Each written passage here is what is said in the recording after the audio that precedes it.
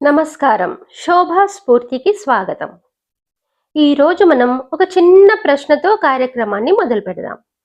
లక్ష్మీదేవి మన ఇంట్లో ఉండాలి అంటే మనం ఏం చేయాలి? అందమైన అలంకరణలు చేయాలా? ఎక్కువ ధనం ఉండాలా? ఎంతో వైభవంగా పూజ చేయాలా? అవేమీ లక్ష్మీ కటాక్షానికి కొలమానం కాదు. మన పెద్దలు లక్ష్మీదేవిని కేవలం ధనానికి అధిదేవతగా మాత్రమే చూడలేదు. ఇంట్లో ప్రేమ ఉంటే అది లక్ష్మి, ఆరోగ్యం ఉంటే అది లక్ష్మి, అన్నానికి లోటు లేకపోతే అది లక్ష్మి, భార్యాభర్తల మధ్య అన్యోన్యత ఉంటే అది లక్ష్మి, పిల్లలు మంచి సంస్కారంతో ఎదిగితే అది కూడా లక్ష్మీ కటాక్షమే. అందుకే ఈ రోజు మనం వరలక్ష్మి వ్రతం ఎలా చేయాలి అనే దానికంటే ముందు వరలక్ష్మి వ్రతం మనకు ఏం నేర్పుతోంది అనే అందమైన విషయాన్ని గురించి తెలుసుకుందాం. వరలక్ష్మి అంటే ఎవరు? వర అంటే వరాలను ప్రసాదించేది. లక్ష్మీదేవి అంటే చాలా మందికి ముందుగా గుర్తొచ్చేది ధనం. కానీ మన సంప్రదాయంలో లక్ష్మీ తత్వం అంతకంటే విశాలమైనది. ఆదిలక్ష్మి, ధాన్యలక్ష్మి, ధైర్యలక్ష్మి, గజలక్ష్మి, సంతానలక్ష్మి, విజయలక్ష్మి, విద్యాలక్ష్మి, ధనలక్ష్మి అంటూ అష్టలక్ష్ముల రూపాలలో అమ్మవారిని ఆరాధిస్తాం.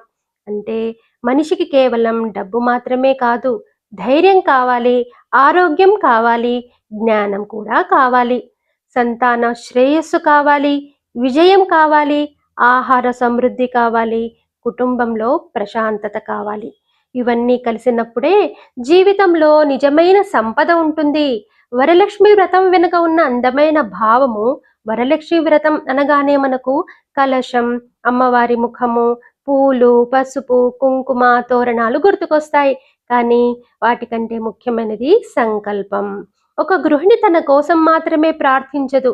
నా కుటుంబం బాగుండాలి, నా భర్త బాగుండాలి, నా పిల్లలు బాగుండాలి, మా ఇంట్లో ఆరోగ్యం, ఆనందం, ఐక్యత ఉండాలి అని కుటుంబం మొత్తాన్ని తన ప్రార్థనలోకి తీసుకొస్తుంది.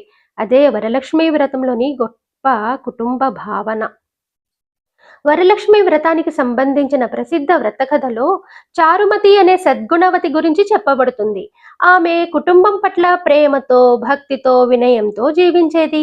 ఆమె భక్తికి ప్రసన్నమైన లక్ష్మీదేవి స్వప్నంలో దర్శనమిచ్చి వరలక్ష్మి వ్రతాన్ని ఆచరించమని సూచించిందని వ్రత కథ చెబుతుంది. చారుమతి ఎంతో భక్తి శ్రద్ధలతో వ్రతాన్ని ఆచరించింది. ఇక్కడ మనం కథలోని అద్భుతాల దగ్గర మాత్రమే ఆగిపోకుండా ఒక విషయం గ్రహించాలి. చారుమతి కథ మనకు చెప్పేది భక్తితో పాటు సద్గుణాలు, కుటుంబం పట్ల బాధ్యత, కృతజ్ఞత కూడా సంపదలే అని. ఈ రోజు నేను మీకు ఒక విషయం చెప్పాలనుకుంటున్నాను.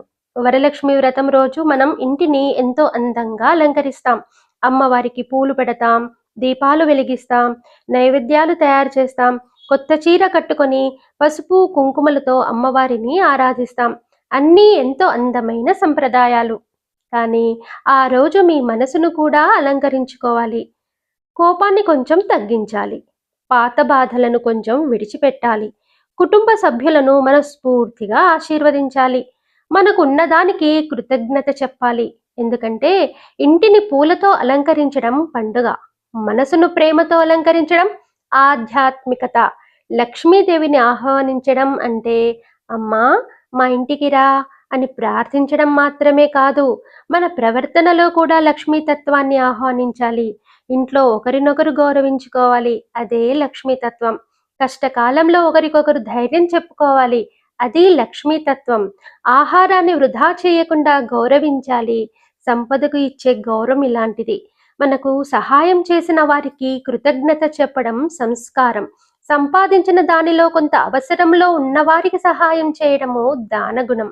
ఇలాంటి విలువలు ఉన్న ఇంట్లోనే పండుగకు నిజమైన అర్థం వస్తుంది. పూజలోని వస్తువులను భావంతో చెప్పండి. కలశం, కలశాన్ని మన సంప్రదాయంలో పవిత్రత, మంగళతత్వానికి ప్రతీకగా భావిస్తాం. అందుకే కలశాన్ని చూస్తూ మా కుటుంబం సంతోషంతో, శాంతితో, సమృద్ధితో నిండాలి అనే సంకల్పం చేసుకోవచ్చు.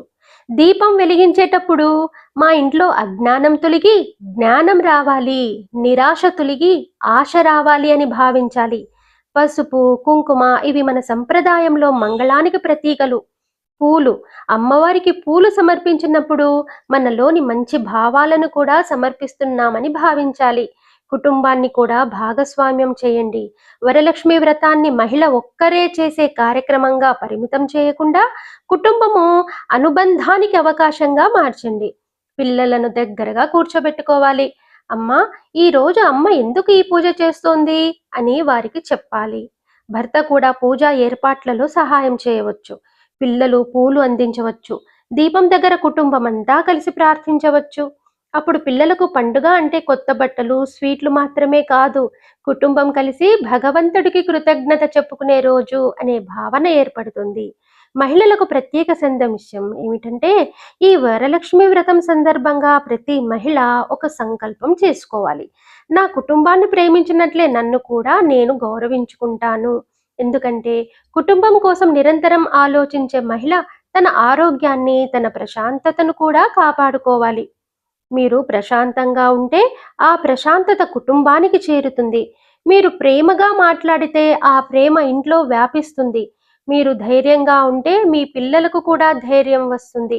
అందుకే కుటుంబ శ్రేయస్సును కోరుకునే ప్రతి మహిళ తన శ్రేయస్సును కూడా కోరుకోవాలి. ఈ వరలక్ష్మి వ్రతం రోజు అమ్మవారిని ఒక వరం అడుగుదాం. కేవలం నాకు ధనం ఇవ్వమ్మా అని మాత్రమే కాదు, మా ఇంట్లో ప్రేమను నిలబెట్టమ్మా, మాకు ఆరోగ్యాన్ని ప్రసాదించమ్మా, కష్టాలను ఎదుర్కొనే ధైర్యాన్ని ఇవ్వమ్మా, మా పిల్లలకు మంచి బుద్ధిని, విద్యను ఇవ్వమ్మా, మా కుటుంబంలో ఐక్యతను పెంచమ్మా, మాకున్న దానితో సంతోషించే మనసును ఇవ్వమ్మా, సంపాదించిన దానికి మంచిని ఉపయోగించే సంస్కారాన్ని ఇవ్వమ్మా అని ప్రార్థించాలి.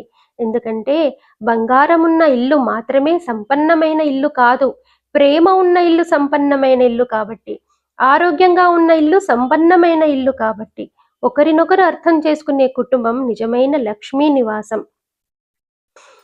ఈ వరలక్ష్మి వ్రతం సందర్భంగా లక్ష్మీదేవి కటాక్షం మీ అందరిపై ఉండాలని, మీ ఇంట్లో ఆరోగ్యం, ఆనందం, ఐశ్వర్యం, ప్రేమ, ప్రశాంతత వెల్లివిరియాలని మనస్ఫూర్తిగా కోరుకుంటున్నాను.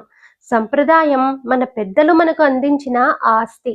సంస్కారం మనం మన పిల్లలకు అందించే ఆస్తి.